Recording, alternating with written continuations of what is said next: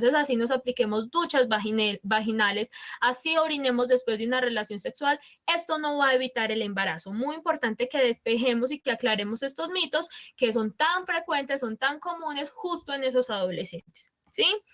Tenemos este otro mito donde nos dice que si el hombre eyacula fuera de la vagina, la mujer no puede quedar en embarazo.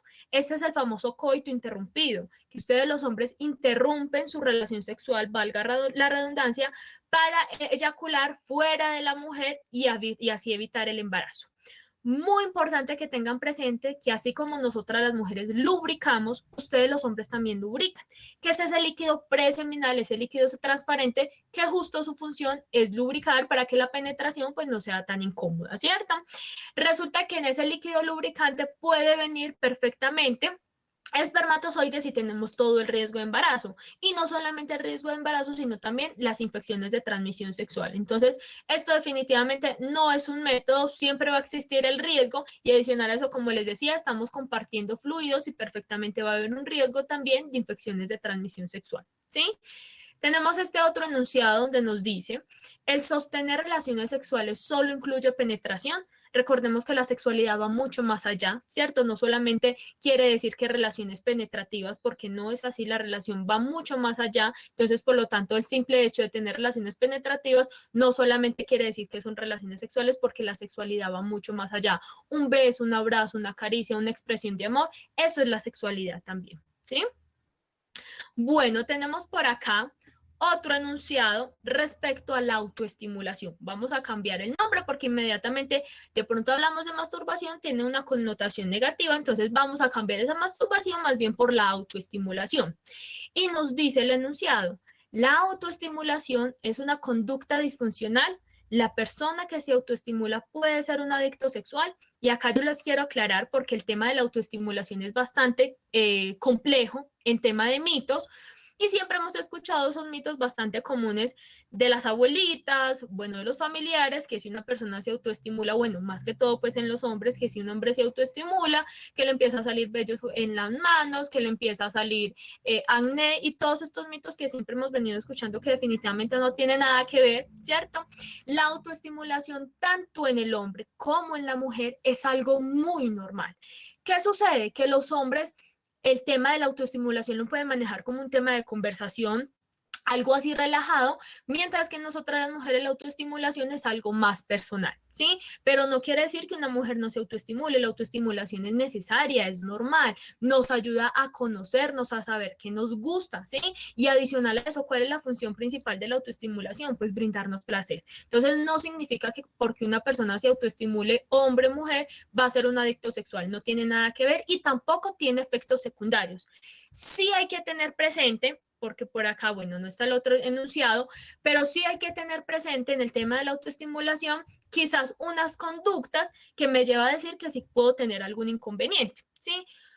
Por ejemplo, si la persona para realizar sus quehaceres, ¿cierto? O sus funciones diarias normales, el trabajar, ir a estudiar, el hacer sus funciones normales diarias, primero implica con que se debe autoestimular, que es decir, que esa persona piense, no, yo primero me tengo que autoestimular porque o si no, no me concentro en mi trabajo, porque o si no, no puedo hacer las funciones diarias del día, ¿sí? Ya es una conducta que implica algo y que definitivamente debemos de consultar.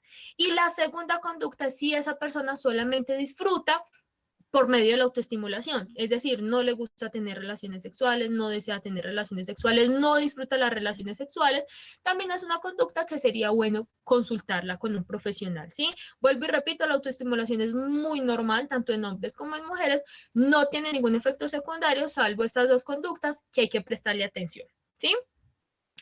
Tenemos por acá este otro enunciado donde nos dice que si la vasectomía y la ligadura de trompas, la Pomeroy, ¿cierto? Que estos son los métodos definitivos para decidir cuando decido no tener más hijos o definitivamente no los quiero tener, porque eso es totalmente válido. Nos dice que si de pronto nos afecta nuestra sexualidad, que si nos da impotencia. Y realmente no tiene absolutamente nada que ver. Recordemos que lo que hacen en una vasectomía es cortar los conductos deferentes, esos tubitos por donde pasan los espermatozoides. Simplemente dejan incomunicados esos espermatozoides, cortan esos dos tubitos y no tiene nada que ver y no se afecta para nada la sexualidad del hombre, ¿sí? En las mujeres tampoco, porque lo que hacen en la Pomeroy es cortar esas trompas de falopio, pues para que no se vayan, no pase, digamos, como esos óvulos, y también quedan incomunicados. Eso es lo único que hacen en un método definitivo. No afecta para nada la sexualidad, no afecta para nada de pronto la salud de la mujer, porque a veces hay personas que piensan que si se hacen la Pomeroy le afecta la salud a la mujer y realmente no es así. ¿Con qué se va relacionado? Con que hay muchas niñas que venían usando un método anticonceptivo, ejemplo, venían planificando con píldoras, se realizaron el procedimiento quirúrgico y pues como ya se realizaron su método definitivo, ya suspenden el método anticonceptivo. ¿Y qué pasa cuando uno suspende el método anticonceptivo? Puede generar irregularidad en el ciclo menstrual, el periodo puede venir un poquito más abundante, me puede doler un poquito más. Entonces nosotros inmediatamente lo vamos a relacionar con que fue la cirugía que me generó estos efectos secundarios y no es así. La cirugía no tiene nada que ver, el método definitivo no tiene nada que ver. Simplemente que yo suspendí el método anticonceptivo y recordemos que uno de los beneficios de los métodos anticonceptivos es mantener esa estabilidad hormonal para que mi periodo sea menos doloroso, para que sea menos abundante y digamos tengamos como esa regularidad, ¿sí? Si yo lo suspendo, probablemente voy a tener estas manifestaciones, pero no es relacionado con la cirugía para que lo tengan muy presente, ¿sí? Bueno, tenemos por acá un mito que es muy escuchado sobre todo en los colegios, donde nos dicen que las mujeres que han tenido relaciones sexuales se les arquean las piernas, se les ensanchan las caderas. Bueno, hay cambios pues como en su físico.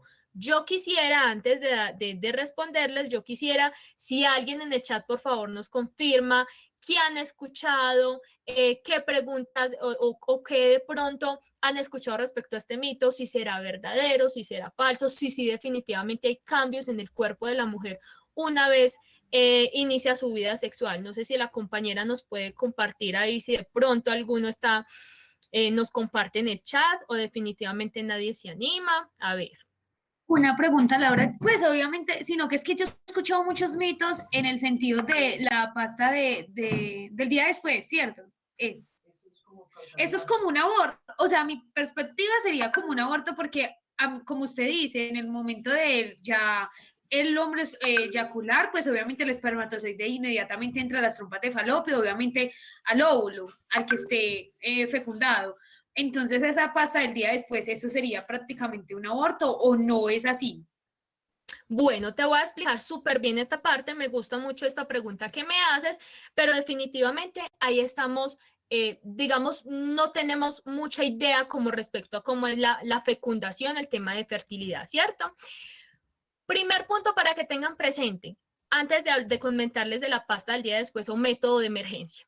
Resulta que la fertilidad o el ciclo de la fecundación, perdón, el ciclo de la fecundación no se da inmediatamente nosotros tenemos una relación sexual. No quiere decir que yo, Laura, en este momento tuve una relación sexual y resulta que inmediatamente el espermatozoide llega a las trompas de falopio y fecunda el óvulo. Eso no es así. Los espermatozoides se pueden demorar en hacer ese recorrido hasta 3 y 5 días. Es decir, yo puedo tener la relación sexual en este momento, pero yo puedo quedar en embarazo días después, es decir, ese óvulo es fecundado días después, no inmediatamente.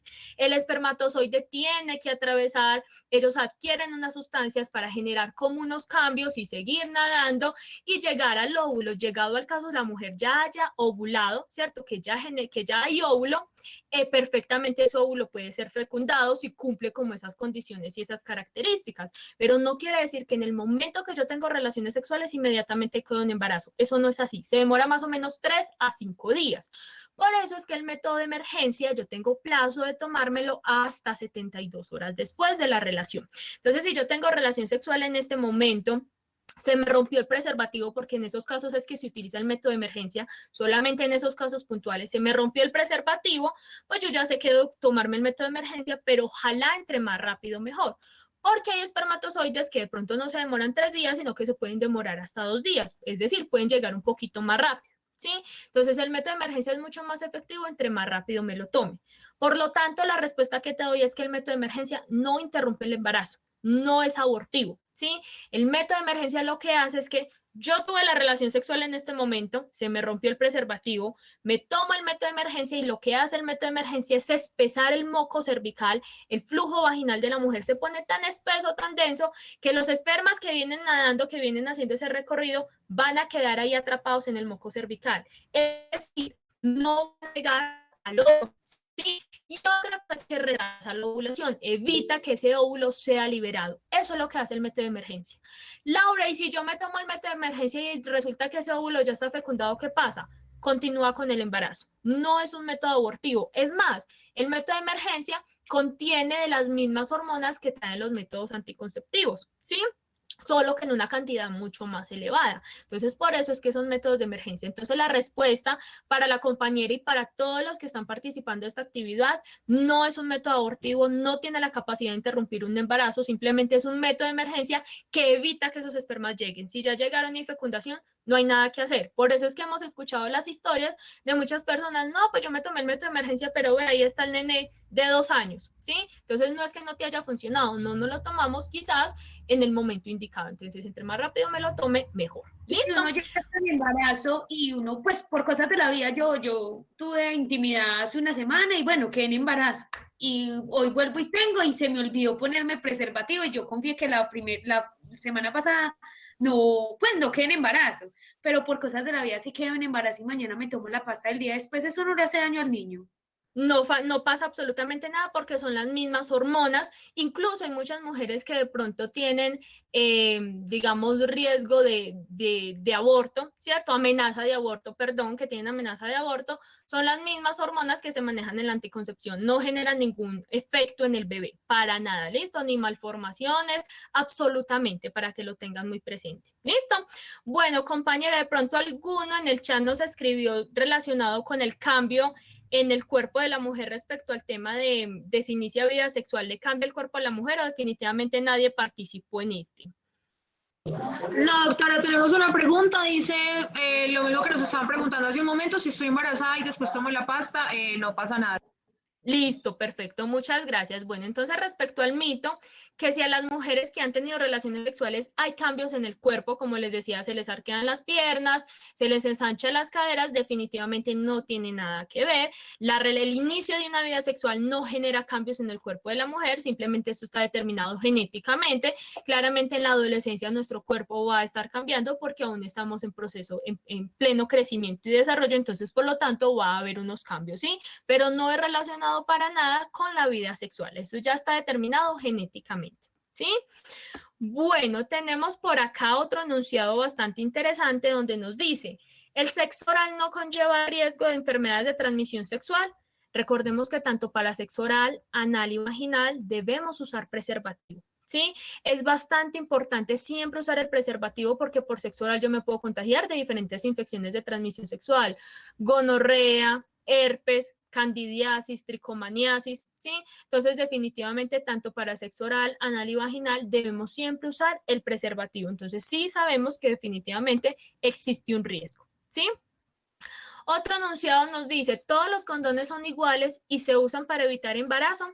Recordemos que no todos los condones son iguales. Ustedes saben que vienen condones con texturas, con color, de colores, de sabores, con retardantes, con lubricantes, con espermicidas. Sí, entonces mire que viene preservativos para cada necesidad y para cada gusto. ¿Sí? Recordemos que los preservativos, adicional de que me protegen de un embarazo, también me están protegiendo un gran porcentaje de adquirir infecciones de transmisión sexual.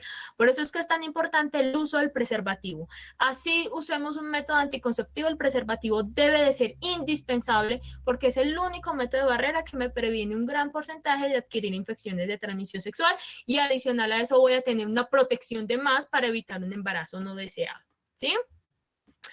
Bueno, tenemos por aquí otro enunciado, a ver, nos dice, bueno, con infecciones de transmisión sexual para darle continuidad, nos dice, ¿solo las mujeres tienen virus de papiloma humano?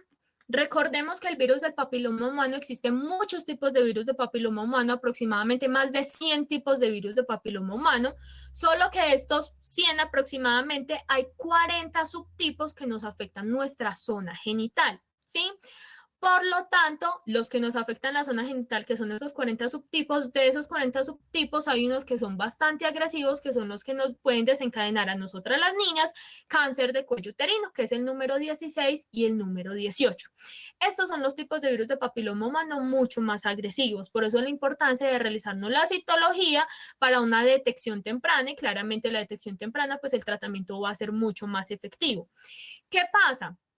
Que la mayoría de hombres son portadores y en la mayoría no se les desarrolla alguna enfermedad. Sin embargo, sí puede pasar. Hay hombres que les puede desencadenar cáncer de pene, cáncer de ano, cáncer de garganta, solo que este tipo de cáncer no es tan común como el cáncer de cuello de útero. Recuerden que el cáncer de cuello de útero es el segundo cáncer más común en nosotras las colombianas y es el primer causante de muerte en mujeres de 30 a 59 años. Es decir, nosotras las mujeres somos bastante afectadas por este tipo de virus de papiloma humano que puede desencadenar este cáncer de cuello de útero. Entonces, invitación, sexualidad responsable, preservativo, como ya se los he mencionado anteriormente, y la citología, importantísimo, ¿sí? Y claramente la vacuna, ¿sí? Muy importante también. Bueno, tenemos por acá este otro enunciado donde nos dice, si un integrante de la pareja tiene VIH, es imposible evitar que infecte a la otra persona. Estas personas se les llaman personas serodiscordantes, es decir, hay una persona que porta VIH y hay otra persona que no lo porta. ¿Cómo podemos evitar que esa persona que no tiene VIH se contagie? Primer punto, ya se los he mencionado desde el principio, preservativo. El preservativo nos protege un gran porcentaje de adquirir infecciones de transmisión sexual, más o menos hasta un 90%, ¿sí? Si le doy un buen uso, el uso correcto al preservativo. Y adicional, hay algo que se llama profilaxis preexposición.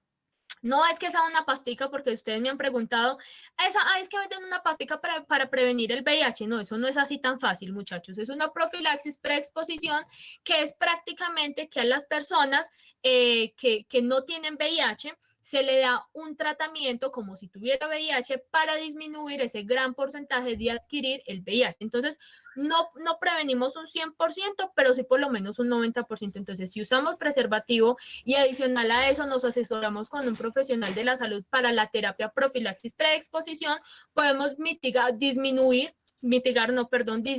hasta un 90% de adquirir el VIH, ¿sí? Y tenemos por acá este último enunciado donde nos dice, todas las infecciones de transmisión sexual se manifiestan con síntomas y por eso no es necesario hacerse exámenes de laboratorio preventivos. Muy importante que tengan presente que hay personas asintomáticas y que hay enfermedades de transmisión sexual que se demoran mucho tiempo en manifestarse. Por ejemplo, el VIH. El VIH en una persona se puede manifestar o mostrar signos y síntomas hasta después de 5, 8 años aproximadamente. Entonces, por lo tanto, no debo esperar a tener serie de síntomas, serie de manifestaciones para consultar. Todos los que tenemos una vida sexual activa deberíamos de pedir cita en nuestra EPS y solicitar los exámenes de infecciones de transmisión sexual por lo menos una vez al año, con el fin de poder detectar a tiempo estas infecciones de transmisión sexual y también tener un tratamiento y una calidad de vida adecuada y así también evitar contagiar a otras personas. Y si tenemos el conocimiento de que portamos alguna infección de transmisión sexual, podemos evitar que otra persona se vaya a contagiar. Entonces, no esperar a tener síntomas, no esperar a tener alguna manifestación para consultar, porque quizás ya ha pasado mucho tiempo y en ese tiempo a cuántas personas no pude haber contagiado, ¿sí? Bueno, básicamente esos eran algunos mitos que quería tratar con ustedes. No sé si de pronto quieran aclarar algún mito que hayan escuchado y que de pronto no alcanzamos a mencionar acá, o algo que quieran aclarar. Los escucho. Dicen por aquí, Dori Marlene Patiño dice, ¿qué tan cierto es que el sexo oral, mujer al hombre, puede producir cáncer de garganta? Lo que pasa es que el sexo oral, por medio de sexo oral, yo me puedo contagiar de virus de papiloma humano. Recordemos que el virus del papiloma humano es la infección de transmisión sexual más común, muchachos, ¿sí? Por ejemplo, de la población que ha iniciado vida sexual, el 80% ya ha tenido contacto con el virus de papiloma humano. Es la infección de transmisión sexual más frecuente, ¿sí? Entonces, si de pronto yo practico sexo oral sin ningún tipo de protección, la persona porta virus de papiloma humano y no se ve porque hay virus de papiloma humano que no generan verrugas. Es más, los que generan verrugas son de bajo riesgo, no son los que presentan cáncer de cuello uterino, que es el número 6 y el número 8, ¿sí? Entonces, ¿qué pasa? Si yo practico sexo oral sin ningún tipo de protección, perfectamente me puede dar contagiado de virus de papiloma humano a nivel oral y claro, puede generar cáncer de garganta, ¿sí? Entonces, sí existe un riesgo definitivamente de desencadenar algún tipo de esta enfermedad, por eso es muy importante, como les mencionaba, tanto para sexo oral, anal y vaginal, siempre debemos de usar el preservativo.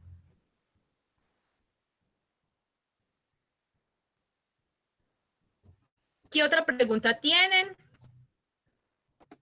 Bueno, Doc, por aquí no se registra ninguna pregunta más. Yo creo que podemos avanzar. Listo, perfecto. Bueno, no, básicamente entonces ese era el punto que quería tratar con ustedes. Recordemos que hoy es el día, pues, a nivel mundial de la salud, entonces es muy importante que nos cuidemos, recordemos que esto hace parte de nuestros deberes, así como tenemos derechos, también tenemos deberes, entonces es muy importante, mi primer deber es cuidar de mi salud, ¿sí? No nos tienen por qué estar llamando de la EPS, es que no nos hemos hecho la citología, recuerde el autoexamen de testículo, entonces, o recuerden hacerse los exámenes de infecciones de transmisión sexual, recordemos que definitivamente somos nosotros los encargados por nuestra salud, ¿sí? Bueno, básicamente ese era el espacio que quería tener con ustedes. No sé si hay alguna pregunta ya entonces para ir finalizando la actividad. Nos están preguntando aquí acerca de la mamografía, que tienen algunas dudas, entonces, ¿qué podemos despejar en torno a este examen? Perfecto, claro que sí. Recordemos que el cáncer de seno es el cáncer número 1, o el más común en nosotras las colombianas, ¿sí? O incluso pues a nivel mundial. Resulta que el cáncer de seno, muy importante, el autoexamen, sí, el autoexamen de seno es bastante importante, desde adolescentes debemos empezar a realizarnos, a explorarnos, a realizarnos el autoexamen de seno y a partir de los 50 años nos empezamos a realizar la mamografía. Sin embargo, si somos pacientes o usuarias que tenemos antecedentes, que mi mamá tuvo cáncer de seno, que a mi hermana le están detectando, le están estudiando cáncer de seno, y así yo tenga 40 años, probablemente yo tengo más riesgo y quizás si lo creen necesario me pueden hacer una mamografía antes de los 50 años. De lo contrario, si no tenemos ningún antecedente, ni personal ni familiar, a partir de los 50 años nos empezamos a realizar la mamografía. Recuerden que a los hombres también se les puede realizar la mamografía en caso pues que se requiera. Siempre debe ser acompañamiento con un profesional de la salud experto que pues nos diga que es necesario realizarnos este procedimiento, ¿sí? ¿Qué otra pregunta tienen? Traten de despejar todas sus dudas, pregunten. Esto es un espacio para ustedes, entonces si quisiera de pronto que nos realizaran como Pena, todas yo esas... tengo una pregunta. Sí, Martín, te escucho. Por lo que tengo entendido, pues ahora una persona que tiene pues VIH con debido tratamiento puede mantener relaciones sexuales con otra persona y no necesariamente contagiarla, ¿sí? Pues yo quiero saber en qué va eso, porque pues realmente yo me di cuenta de eso hace más o menos 2 años, creo, y pues no estoy muy informado actualmente de cómo van las cosas respecto al VIH y sus tratamientos. Claro que sí, Martín. Bueno, te explico. Resulta que una persona, incluso una persona que es portadora de VIH, puede tener una calidad de vida perfecta, ¿cierto? Siempre y cuando se realice sus tratamientos y se esté tomando el medicamento tal cual es, ¿cierto? ¿Qué pasa? Sí existe un porcentaje, digamos, aquí no podemos decir 100%, pero sí se puede llegar a evitar si la carga viral está en cero. O sea, si es una persona que tiene un tratamiento, que está al día con su tratamiento, que digamos tiene como esa estabilidad, está controlado, al tener esa carga viral en cero, digamos que se puede disminuir un porcentaje de riesgo de evitar y contagiar a la otra persona. Pero siempre es muy importante combinar con el uso del preservativo, no nos podemos arriesgar. Sí se puede evitar evitar un gran porcentaje, por eso es muy importante. Tratamiento tanto para la persona portadora de VIH para mantener esa carga viral en cero, pero adicional a eso, para la otra persona que no es VIH, también se le va a dar esa profilaxis preexposición y adicional a eso, el preservativo no nos podemos arriesgar. Sí se disminuye bastante el porcentaje de estar como en riesgo y en contacto y adquirir esta infección, pero no nos podemos arriesgar. Entonces, la invitación es que si tenemos un caso similar, sucede algo, no nos arriesguemos y más bien siempre tengamos en cuenta el uso del preservativo, ¿sí?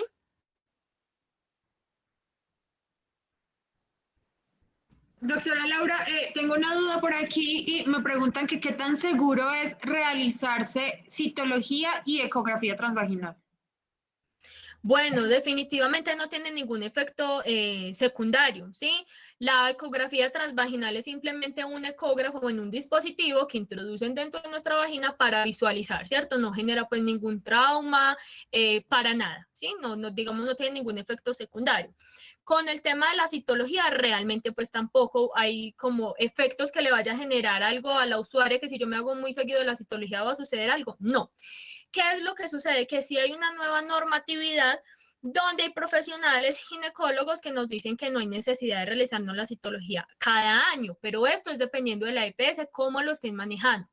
Pero según unas guías que salieron, las citologías se están manejando según el esquema, 2 citologías buenas, ya no me la hago cada año, sino que ya me la hago a los 3 años. Ejemplo para poder que me entiendan. Si yo, Laura, me hice la citología en el año 2019, ¿sí? Me salió el resultado, muy importante reclamar el resultado, porque ustedes a veces no reclaman resultado, hay que reclamar resultado. Me hice la citología, reclamé el resultado me salió normal. Eso fue en el 2019. En el 2020 volví a realizarme la citología y nuevamente el resultado me salió normal. Probablemente el profesional de la salud me va a decir, Laura, ya no hay necesidad que en el 2021 hagamos citología, ya hasta el 2023, porque los 2 resultados salieron buenos, ¿sí? Y realmente no va a haber muchos cambios. Por lo general, una persona cuando se contagia de virus de papiloma humano, a veces en una mujer más joven, digamos en una mujer menor de 30 años, a veces el sistema inmune reacciona tan bien o está, digamos, en tan buen estado que hace como su mismo autotratamiento. Ese virus de papiloma humano queda como dormidito, queda como inactivo y no causa daños en el cuellito del útero, ¿sí? Entonces, por lo tanto, si yo me voy a realizar una citología, a mí siempre me va a salir normal, ¿sí? Entonces, por eso es que ya se dice que se realiza a los 3 años después. Sin embargo, si ustedes están en una EPS donde siguen con las mismas guías que se realiza una vez al año, no tienen ningún problema. Se pueden realizar porque no nos afecta para nada la salud, ¿sí?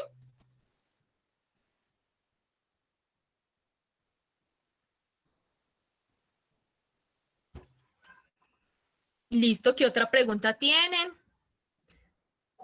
Bueno, por aquí por el momento en el Meet no tenemos más dudas y en Instagram, en Facebook tampoco encontramos ninguna pregunta. Pero sí me gustaría, Doc, de pronto si nuestros alumnos o las personas que están viendo en estos momentos esta transmisión quisieran saber un poco más, tienen de pronto algunas consultas donde se pueden acercar para obtener más información. Sabemos que a veces las dudas surgen en este momento y no ahorita, entonces, como para que ellos tengan algún espacio donde acudir para obtener toda la información.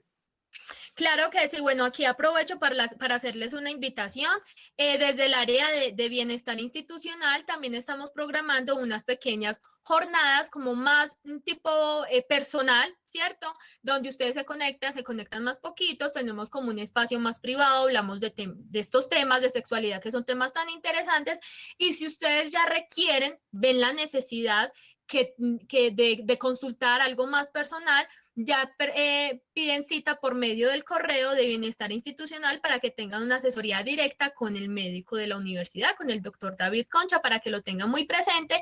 Incluso acá les voy a leer el correo para que lo tengan súper presente. Escriben al correo bienestar@eam.edu.co y por este medio solicitan la cita, ¿cierto?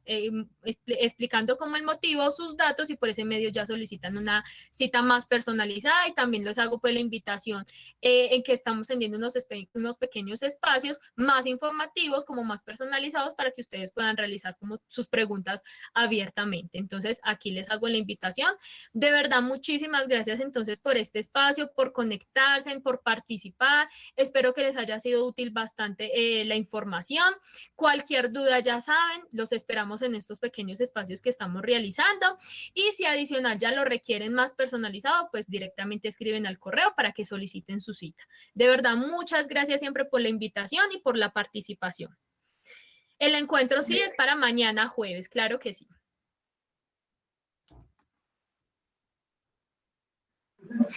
Listo, enfermera Laura, muchísimas gracias y pues queda la invitación entonces también para toda nuestra comunidad para que el día de mañana se conecten con nosotros, también con una charla que tenemos preparada con Laura para hablar de planificación familiar y sexualidad, otro tema súper importante, así que si les quedaron algunas dudas pendientes o si tienen preguntas de pronto un poco confusas, váyanlas aclarando para el día de mañana obtener todas las respuestas. Laura, muchísimas gracias por este acompañamiento y a todas las personas que se conectaron con nosotros. Recordarles que las memorias quedan en nuestra fanpage Institución Universitaria y por supuesto también en nuestro canal de YouTube. Esta es la Semana de la Salud en la Institución Universitaria. Muchas gracias a todos y chao. Gracias.